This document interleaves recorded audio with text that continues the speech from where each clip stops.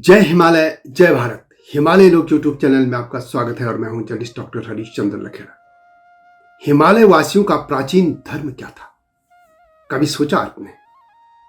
तो जी हां, आज इसी मुद्दे पर मैं बात करूंगा कि प्राचीन जो लोग थे, हिमालय में रहने वाले लोग, वो कौन सा धर्म था और किस तरीके से धीरे धीरे वहां पे सनातन धर्म आया, बीच में बौद्ध धर्म भी आया, ट्रांस हिमालय की तरफ से कौन सा धर्म आया था और जो प्राचीन लोग थे उनके धर्म कैसे आपस में मिल गए, इसी पर मैं बात करूंगा। लेकिन तब तक आपसे अनुरोध है कि हिमालय लोग यूट्यूब चैनल को सब्सक्राइब अवश्य कर दीजिए जिन्होंने अब तक ऐसा नहीं किया है, और मेरा न्यूज चैनल है एससीएल न्यूज, उसको भी देखिएगा, यह विनम्र अनुरोध है। तो बात करते हैं हिमालय वासियों की। मैं इसमें पौराणिकता की बात नहीं करूंगा, पौराणिक तौर पर जो कथाएं हैं उस पर कई अगली वीडियो कभी बनाऊंगा, लेकिन अभी मैं इतिहास की बात करूंगा। जो इतिहास की हम बात करें तो इतिहास में जो प्राचीन हिमालय के लोग हैं उनमें किरात, कोल भील और नाग, ये लोग थे, और खस। अब इन सभी के जो देवता हम कहेंगे वो क्या थे? यदि हम एक तरफ से तय, यदि जिसको कुलिंद राजवंश कहा जाता है, प्राचीन राजवंश हिमालय का, उस किरात वंश को उसको भी कहते हैं। कि कुछ लोग कहते हैं कि जो किरात थे वही कुलिंद थे, लेकिन उसमें इतिहासकार बटे हैं। लेकिन यदि हम मान लें कि पहले प्राचीन में किरात लोग थे, किरातों की जो मुख्य भूमि थी वो थी मानसरोवर, कैलाश मानसरोवर। और इतिहास के ये, हालांकि ये पन्ने सामने नहीं आ पाए, लेकिन ये कहते हैं कि जो आज के तिब्बती हैं या जो चीनी थे, उन्होंने उनको उस सभ्यता को नष्ट कर दिया था। और किरातों के जो देवता थे वो भगवान शिव थे, भगवान भोलेनाथ। क्योंकि आप देखेंगे कि किरातों के आज भी जो किरांती है, हालांकि मैं अलग वीडियो बना चुका हूं उसमें, कि नेपाल के जो किरांती हैं, जो पुराने किरातों में नए लोग घुस आए थे, वो भी भगवान शिव को मानते हैं। हालांकि उनके देवता अलग हैं, और वो खुद भी कहते हैं कि वो किराती नहीं है जो कभी भारत की जो पौराणिक कथाओं में जिन किरातों का उल्लेख मिलता है। कि तो किरातों के देवता थे भगवान भोलेनाथ। किरात के रूप में वे किरात जो थे वो भगवान भोलेनाथ को पूजते थे। दूसरी बात है नाग। नाग भी भगवान शिव के जो गले में नाग है, वासुकी नाग है या शेष नाग है, नागों को पूजते थे। ये सब हिंदू पौराणिक कथाओं से भी जोड़ दी गई हैं, कथाएं हैं, लेकिन उनके देवता थे नाग। और उसी दौरान, यानी किरातों के बाद यहाँ बहुत बड़ी ताकतवर जो रेस आई थी वो थी खस। और खसों के देवता भी थे, उनका मुख्यतः थे ये कसायत लोग इनको कहते थे, और ये थे उनके देवता कस्सु देवता, जिनके आके महा नाम लगने से महासु देवता हो गए, जो कि चौनसार भाबर, या जो कह सकते हैं अभी भी जो खस धारा को मानते हैं, सिरमौर और जौनसार भाबर, ये जो इलाके हैं वहां पे महासु देवता बोले जाते हैं। और वही नाम नेपाल में भी है, मस्टो नाम से। लेकिन इतना ही भर नहीं रहा, महासु ही महेश्वर नाम से पूजे गए, यानी भगवान भोलेनाथ की धारा थी। जब ये तीनों मिले, किरात मिले, खस मिले, नाग मिले, भील मिले, तो इन सब के भगवान शिव के गले में नाग पहुंच गए और भगवान भोलेनाथ एक रूप में सभी के देवता हो गए। यानी किसी ने भी किसी सभ्यता को नष्ट नहीं किया, देवताओं को नष्ट नहीं किया, वो आपस में मिल गए थे। इसके अलावा जब वैदिक कार्य मैदानों से गए तो वैदिक आर्यों ने उनके जो देव वो पूछते थे, तो महा शब्द जो लगा था, महादेव हो गए, और वो देवता महादेव के रूप में आ गए। यानी सभी सभ्यताएं मिलती चली गई।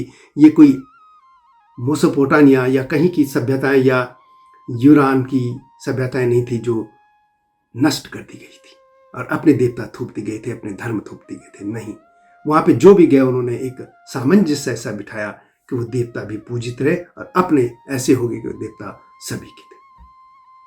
अब ये तो शिव की बात है, लेकिन देवी भी पूजी जाती थी, वहां पे देवी भी पूजी जाती थी। और जो मुख्य तौर पर जो देवी थी वहां पे, उन देवी का नाम था सिमालई, सिमालय देवता।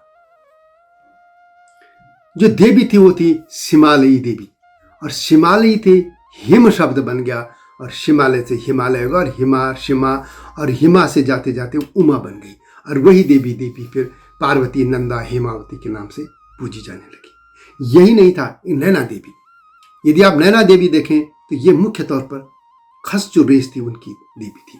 आज बलूचिस्तान में बीवी नैना के नाम से वही देवी पूजी जाती हैं। इसके अलावा नना देवी या ईराना देवी जो आज भी ईरान और पाकिस्तान के क्षेत्र में पूजी जाती हैं, वो यही देवी थी। और नैना से वो नंदा देवी होती चली गई और वैदिक कार्यों के जाने के बाद जो दुर्गा देवी थी, माँ भगवती, भवानी, सब नंदा नैना एक रूप में आ गई। पार्वती, नंदा, नैना ये सब एक रूप में आती चली गई। इस तरीके से मुख्य तौर पर ये कहें यहाँ शिव शक्ति की पूजा होती थी। और यही शिव शक्ति आप देखेंगे, एक और बात, यह पशुपालक समाज था, भूमि की पूजा करने वाला था, यानी खेती जो करते थे तो वही पशुपतिनाथ, पशुओं के देवता पशुपतिनाथ के पूजे गए जो नेपाल में है। और बैजनाथ हो चाहे केदारेश्वर भगवान हो, क्योंकि नाथ शब्द तो नाथ संप्रदाय आने के बाद इनके लगा, लेकिन पशुपति नाम देखिए, केदारनाथ का केदारेश्वर या बैजनाथ जो बैज भगवान थे, ये सब भगवान उसी भगवान के रूप थे जो कि चाहे किरातों के हो चाहे खसों के हो चाहे। और ये कह सकते कि पूरा क्षेत्र पहले से ही इस देव की थी। और ये भी कहा जाता है कि पश्चिम एशिया की तरफ जो भगवान भोलेनाथ के आज भी जो कई बार उनकी मूर्तियां मिल जाती हैं, चाहे वो सिंधु घाटी के शिव हों, ये सब उसी धारा के लोग थे। तो ये पूरी तौर पर ये कह सकते हैं कि हिमालय में शिव शक्ति की पूजा आराधना सदियों पहले से होती थी। और उसका केंद्र बिंदु मुख्य तौर पर था मानसरोवर, कैलाश मानसरोवर। वैदिक धारा आने के बाद फिर शैव शक्ति और सब ये पूजा होने लगी। लेकिन एक और बात है, कुछ लोग ये भ्रमित करते हैं लोगों को कि बुद्ध धर्म प्राचीन हिमालय का था। बिल्कुल नहीं था। या कुछ कहते हैं कि बौद्ध धर्म था। बौद्ध धर्म तिब्बत की तरफ का था, यानी ट्रांस हिमालय का जो लोग थे वो बौद्ध धर्म को पूजते थे। अब बौद्ध धर्म में आप देखिए कि उस धर्म पर भी हिंदुओं की पूजा का बड़ा प्रभाव पड़ा है। ये नहीं कह रहा हूं कि मैं भारत से गए हो लोग, लेकिन उनमें भी आज भी जो भी यमराज पूजे जाते वो हिंदू सभ्यता से गए थे, जो वैदिक सभ्यता थे। क्योंकि यही नहीं था, क्योंकि जो वैदिक सभ्यता फैली थी वो आज के कजाकिस्तान या जो उज्बेकिस्तान है उस इलाके में जो सुमेरु पर्वत है उस इलाके से ये सब फैले थे। वो थी यहाँ की सभ्यता और वहीं से खस भी उसी धारा के लोग थे, यानी आर्यों के हिस्सा उधर थे। ये सब इतिहास में लिखी है, तमाम पुस्तकें आप देख लीजिए, उनमें यही कहा गया। तो वहां से जो धारा आती गई निकलती गई, ये जो पशुपालक समाज था ये तब थे। और बुद्ध की जहां तक बात है तो बुद्ध तो आर्य सभ्यता के थे। वो खुद अपने को, उनके जो किताबें हैं सुत्तक जो हैं उनमें कई जगह है, या जो दशरथ जो उनके पुराण रामायण है उनकी जो, उसमें खुद बुद्ध कहते हैं कि मैं भगवान राम पिछले जन्म में था।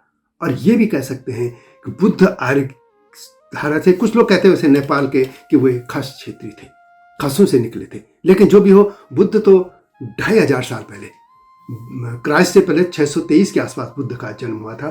तो बुद्ध तो बहुत बात की बात है। और भगवान बुद्ध का जो बौद्ध धर्म था वो दो तरफ से हिमालय की तरफ आया। एक, जब तिब्बत में 7वीं शताब्दी में ब्राह्मण पद्मसंभव ले गए थे, उनकी तरफ से जब वहां बुद्ध धर्म फैला तो हिमालय की जो नीचे की तरफ ढलाने हैं हिमालय या उच्च हिमालय की बात करें तो वहां तक पहुंचता चला गया। यानी बुद्ध धर्म एक तिब्बत की तरफ से आया था और जिसमें बौद्ध धर्म भी समाहित हो गया था। तो हिमालय जो मैं हिंदुस्तान की बात करूं, भारत खंड, उसमें बौद्ध धर्म वहां के लोगों का कभी प्राचीन धर्म था ही नहीं। प्राचीन धर्म ये था जो तिब्बती लोगों का था। क्योंकि कुछ वीडियो में मैं देखता हूं कुछ लोग एक गलत जानकारी देते हैं कि बौद्ध धर्म हिमालय के लोगों का था, ट्रांस हिमालय के लोगों का, मैं हिमालय भारतीय हिमालय के लोगों का नहीं था। इसके अलावा बुद्ध धर्म एक गया था जो अशोक के पीरियड में, अशोक ने जो कालसी में हो या इस तरह के अपने जो शिलालेख बनाए थे उस जमाने में, और जरूर बुद्ध का था। लेकिन एक और बात है कि भारत कभी भी पूरी तरह बौद्ध धर्म में नहीं कन्वर्ट हो गया था। राजाश्रय जरूर मिला अशोक के जमाने में ये कि बुद्ध धर्म को राजाश्रय जरूर मिल गया, राज्य का आश्रय।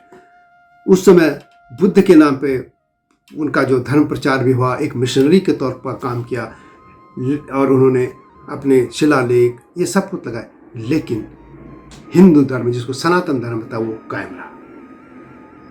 यानी ये कह सकते हैं कि ये धारा सनातन धर्म की यानी वैदिक धर्म चलता रहा। कहीं कहीं ये जरूर हुआ कि जो देवता थे सनातनियों के, उनमें बुद्ध भी कई जगह शामिल हो गए, कई जगह नहीं हुए। इसलिए जो कहते हैं कि पूरी, मैं सिर्फ बात कर रहा हूं अभी मध्य हिमालय की, जम्मू कश्मीर, उत्तराखंड और हिमाचल की, नेपाल के कुछ भूभाग में बुद्ध जरूर आ गए थे, परंतु इस बेल्ट में बिल्कुल बुद्ध पूरी तरह से नहीं आए थे। और बुद्ध वैसे भी 2500 साल पहले की बात है, जबकि अकेले उत्तराखंड में या हिमाचल में या जम्मू में या नेपाल में जो किरात हो, चाहे खस हो, चाहे नाग हो, चाहे कोल भील हो, वो प्राचीन काल 10-15-20 हजार साल पहले से थे। बुद्ध का तो तब कहीं शामिल है। बुद्ध तो एक वैदिक धर्म से ही निकले थे। इससे जो इस तरीके से भ्रमित करते हैं वो गलत है। तो ये था कि प्राचीन काल में भी शिव और शक्ति की वहां पूजा होती थी। नाम भले ही कुछ और थे, रूप भले जो था, स्वरूप जो भी था, लेकिन यही देवता थे, यानी शिव शक्ति। शिव शक्ति की पूजा हमेशा पहाड़ में होती रही। लोगों के इष्ट देव भी थे, अपने ग्राम देवता भी थे, कुल देवता भी थे, लेकिन उन सभी के स्वरूप कहीं ना कहीं इन दो से, शिव शक्ति से मिलते हैं। कहीं से भी आप जोड़िए, वो कहीं ना कहीं शिव शक्ति से और वैष्णव धारा के आने के बाद वैष्णव धर्म से भी जुड़ते चले। कोई कहीं किसी का अवतार है, कोई किसी के सेवक हैं, कोई किसी का रूप है, ये लेकिन सब शिव शक्ति पे हिमालय की लोग पूजा करते थे। वीडियो कैसी लगी कमेंट में अवश्य लिखें। मिलता हूं नई गाथा के साथ, तब तक जय हिमालय, जय भारत। हिमालय पे पेड़ हो तो गीत गाएंगी नदियाँ, गीत गाएंगी नदियाँ। पेड़ों पे चिड़िया है तो गीत गाएंगी नदियाँ, पेड़ों पे चिड़िया है तो गीत गाएंगी नदियाँ। माँ की लोरी जैसे होते हैं नदियों के गीत।